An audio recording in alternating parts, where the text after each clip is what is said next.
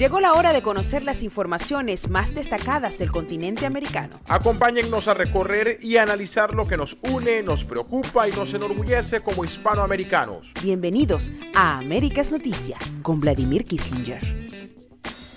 Muy buenos días, feliz tarde y mejor noche para todas aquellas personas que nos acompañan en una nueva oportunidad a través de Américas Noticia, en esta emisión, la número 701, una emisión bien caribeña, bien tropical. A los que nos han acompañado a través del Facebook Live, acaban de escuchar en exclusiva, de hecho en este preciso instante, estamos en simultáneo, la gente de Rumberos del Callejón, una agrupación sumamente reconocida en la ciudad de Nueva York y New Jersey, de hispanos, entre ellos uno de sus grandes líderes, Carlitos Padrón, venezolano, ha llevado 10 años adelante este proyecto musical y al día de hoy, en este preciso instante, se está haciendo el lanzamiento mundial de su disco aniversario, el 10º aniversario. Acabamos de escuchar justamente Me Tienes Loco. Imagínense, entre otras personalidades ha participado Gilberto Santa Rosa, a quien acabamos de escuchar,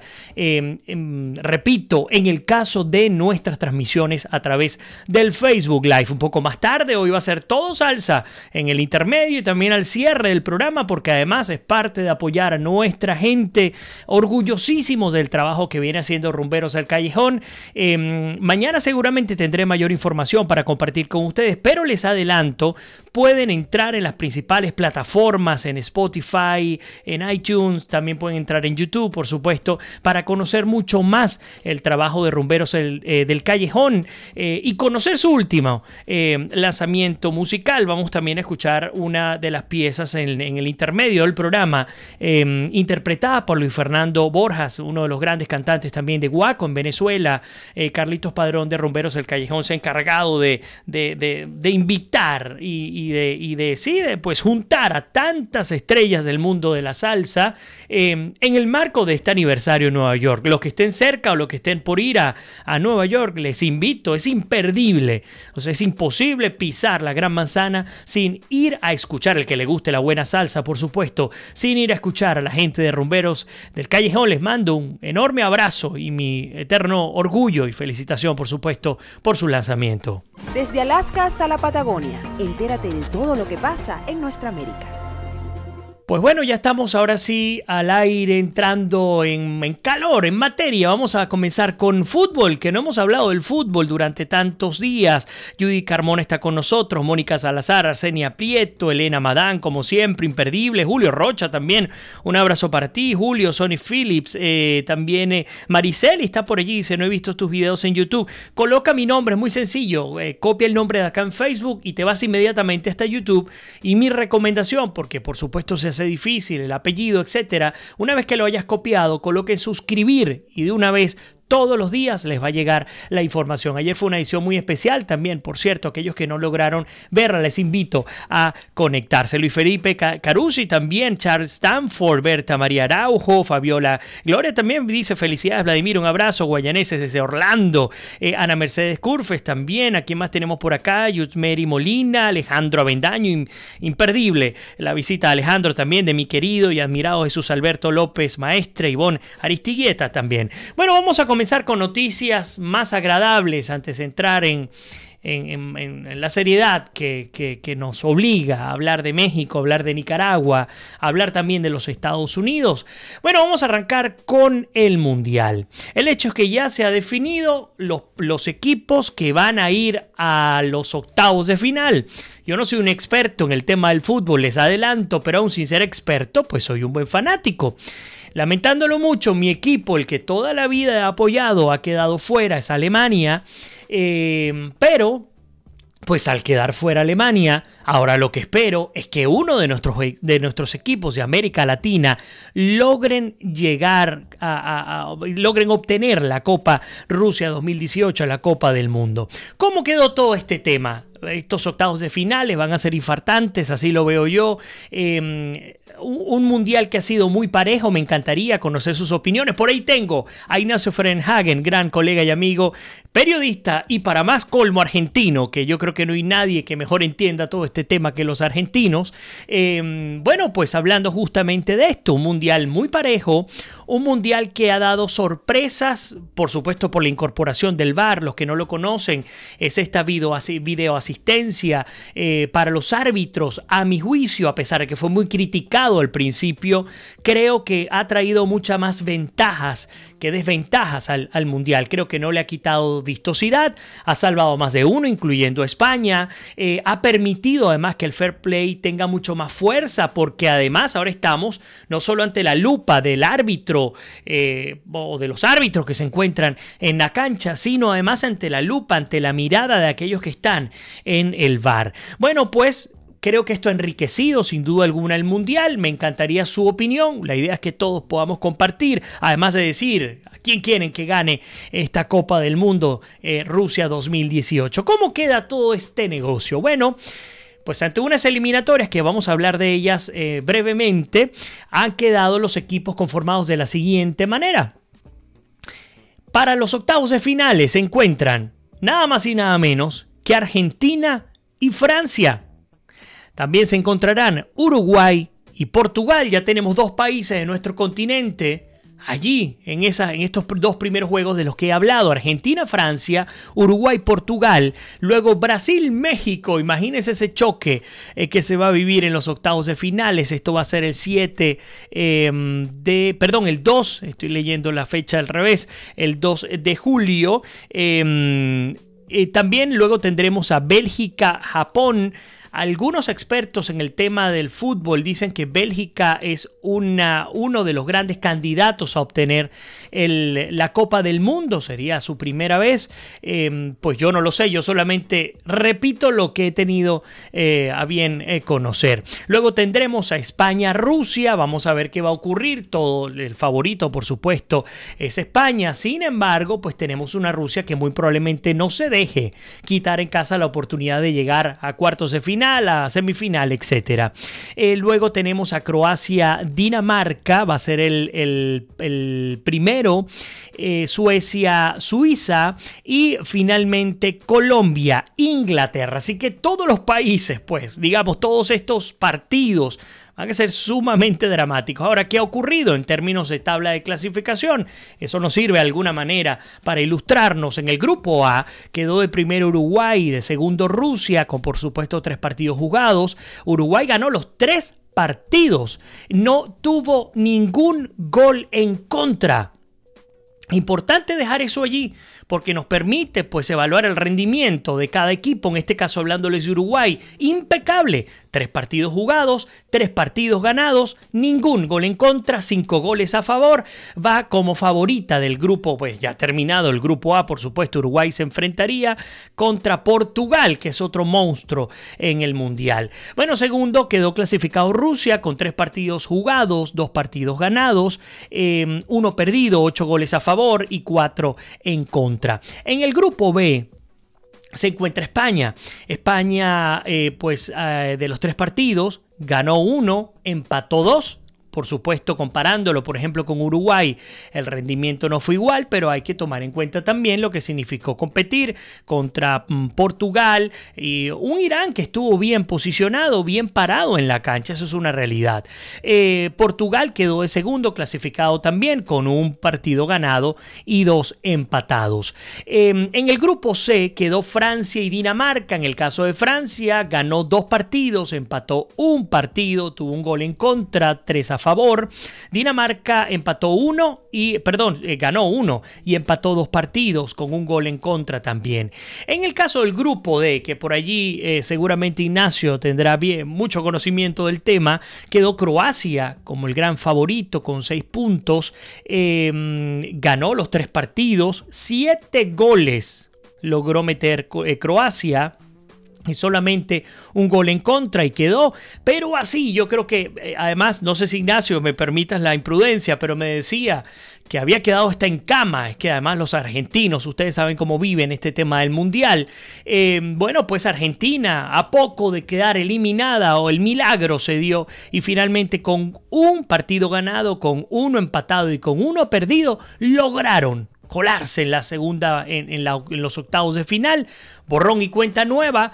Pasa todo este trauma, vamos a ver qué va a ocurrir con Sampaoli, vamos a ver qué va a ocurrir con el equipo de Argentina, que tiene por supuesto que hacer sus cuantos cambios tácticos para poder seguir adelante. Y recordamos que Argentina se enfrentaría, y me dan un segundito que tengo por acá la tabla de clasificación, contra Francia, que justamente lo habíamos hablado.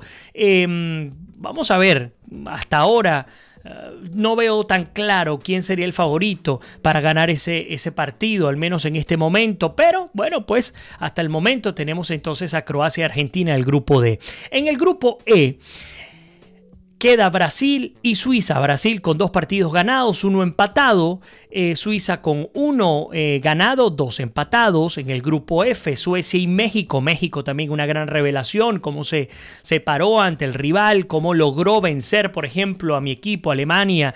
Y además cómo demostró una madurez interesantísima. Uno de los periodistas, no recuerdo su nombre, le preguntaba al goleador, no recuerdo el nombre del jugador, le preguntaba si, bueno, pues ya México estaba para faltarle el respeto a Alemania, y decía ahí, no estamos para faltarle el respeto, estamos para jugar en la cancha, jugar la pelota y pues parafraseando, que gane el mejor, así de sencillo. Bueno, y así sucedió. Alemania quedó fuera del mundial, quedó Suecia de primero con 2 partidos ganados y 1 perdido, pero por tema de diferencia de goles queda de primero Suecia y luego México.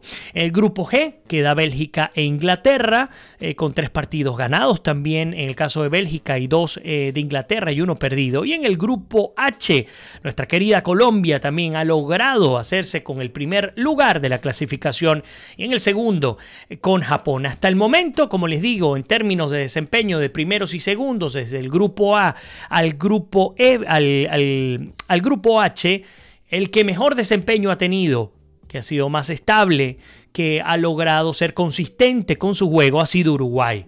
Muy callado, muy solapado allí, pero hay que prestarle atención a Uruguay, porque por lo menos podría potencialmente ser uno de los candidatos, y no para llegar a obtener la Copa del Mundo, pues sí, a llegar muy lejos. Ojalá, insisto, que uno de nuestros países logre hacerse con la Copa del Mundo. A ver, incorporo algunos comentarios, como siempre en Américas Noticias, antes de entrar al resto de nuestras informaciones. Elena nos dice por allí, medianoche en París, qué bueno estar con nosotros. Alejandro también nos saluda a todos, dice, feliz por Colombia, vamos bien en el Mundial. Bendiciones a todos y oraciones por la salud de Vladimir, 1.000.000 de gracias. Milton Valderrama, Elena dice, el Mundial ha estado muy parejo y también muy impredecible. Raiza González también nos dice, 3 meses atrás nació el mejor futbolista de las nuevas generaciones, mi nieto. Bueno, pues Dios lo bendiga, Raiza. Y pues, ¿por qué no? Esas cosas también ocurren.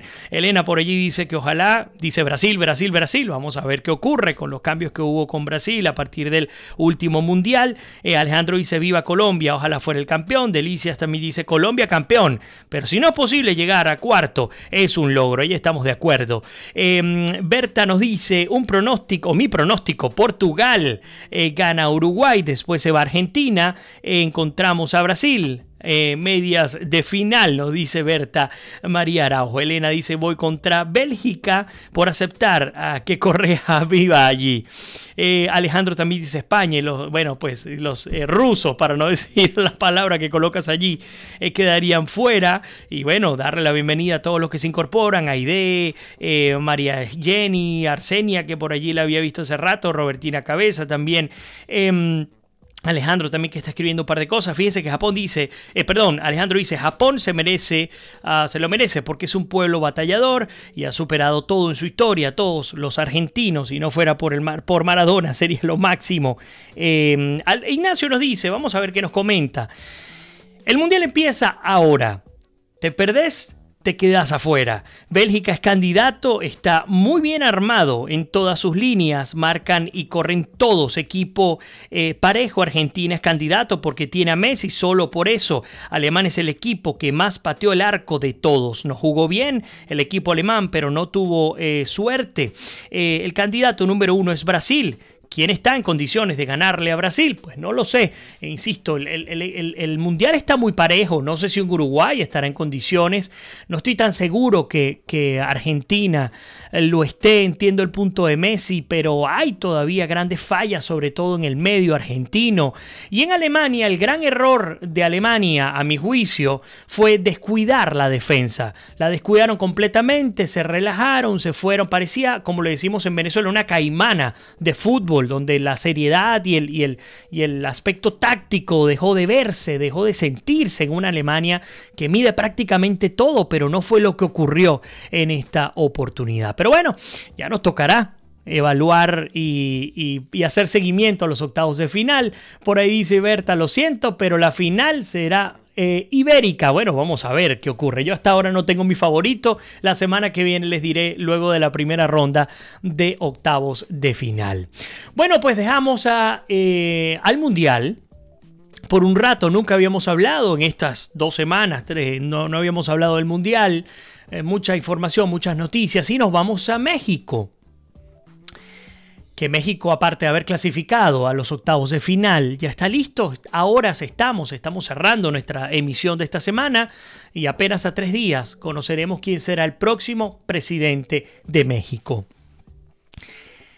Temo mucho decir que los mexicanos han decidido aventurarse electoralmente con un candidato que supone mucho riesgo. Lo dije en un principio, no estoy diciendo que necesariamente tenga por qué ser un potencial dictador en México y que convierta a México en una nueva Venezuela o Cuba. Pero ante la experiencia que hemos vivido los hermanos latinoamericanos, siento que, lamentándolo mucho, aquí el gran ganador es el narcotráfico, es la violencia mexicana. Lo digo porque creo que uno de los grandes lastres que lleva a la estructura, la institucionalidad mexicana, tiene que ver justamente con las acciones estériles en torno al ataque en contra de la violencia, en contra de los carteles, en contra del sicariato, etc. No lo han logrado. Y esta ha sido una de las banderas que ha llevado adelante el candidato de Morena, Andrés Manuel López Obrador, conjuntamente con la de la corrupción, para hacerse con el primer lugar. Y recordemos que México no tiene segunda vuelta. De allí a que les he comentado qué interesante es ver el ejemplo de las segundas vueltas en Perú, en Argentina, en Colombia. Solo 4 países no tienen segunda vuelta. Si mal no recuerdo, México, Paraguay, Panamá y Venezuela. Son los únicos 4 países que no tienen segunda vuelta en América Latina. Pues bueno, no sé qué opinan ustedes, me encantaría escuchar sus opiniones o leer sus opiniones. Creo que los mexicanos han decidido aventurarse, y digo han decidido porque el 97% de las predicciones indican que definitivamente este domingo el próximo presidente de México será Andrés Manuel López Obrador. Llueve, truene o relampaguee. Los 3 escenarios o los 3 escenarios que están planteados que harían cambiar esa realidad, ese resultado, son prácticamente imposibles. Lo que significa que México entrará en una presidencia de izquierda, fundamentalmente de izquierda, que esperemos que sea una izquierda moderada, que esperemos que sea una izquierda parecida a la ecuatoriana, con Lenín Moreno, pero que nos preocupa mucho, sobre todo porque hemos notado con preocupación cómo el candidato Andrés Manuel López Obrador se desdice, incluso en términos de lo que piensa y de las propuestas en términos de fondo, al menos desde afuera, no se ve contenido más allá de decir que va a luchar en contra de la corrupción, más allá de decir que va a luchar en contra del narcotráfico, en contra de la violencia. No se ve en concreto. Se escucha el discurso del populista, el discurso del demagogo, el discurso de aquel que ha entendido que captando la rabia, el rencor de la gente capitaliza todo eso en votos y nos generan profundas preocupaciones. ¿Por qué? Porque México tiene una posición determinante en América Latina. Algunos dicen incluso que otro de los grandes benefactores por accidente de la campaña de AMLO ha sido el propio Trump, porque cada vez que Trump ha atacado a México, los números de AMLO suben.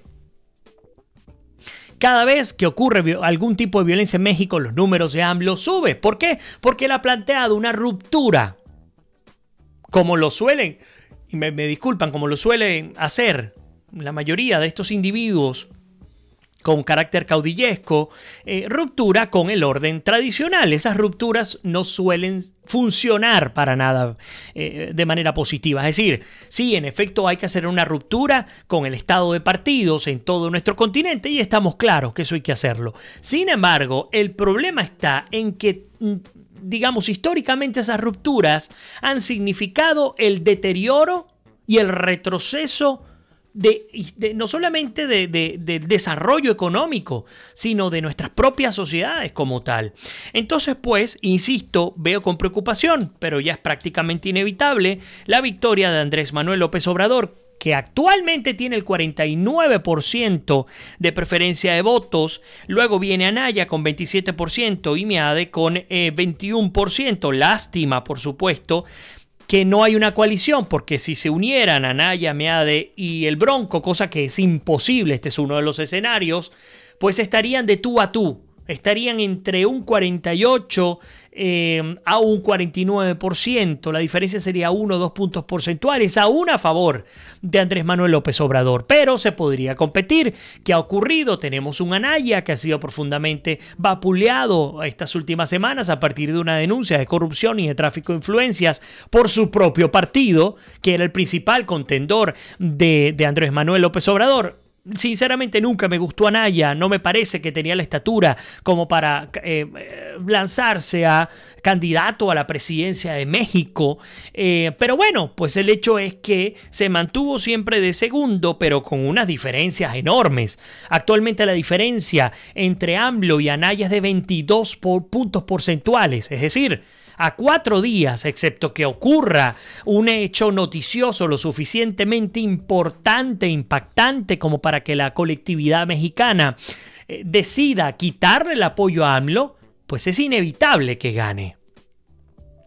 Por eso es que hay que prepararse en América Latina, esperar, por supuesto, insisto, no adelantarnos a los acontecimientos, esperar a ver cómo va a gestionar su gobierno, pero prepararnos a la vez, porque digamos, este año hemos tenido muchos golpes, pero bueno, ya se vivió la victoria con Iván Duque el pasado 17 de junio en Colombia, una victoria importantísima para la estabilización del continente.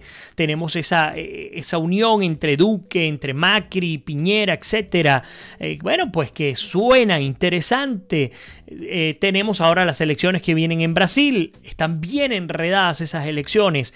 Ningún candidato logra convencer y tanto es así que Lula da Silva sigue estando de primero en las encuestas, aún estando condenado a 12 años y tantos meses de prisión.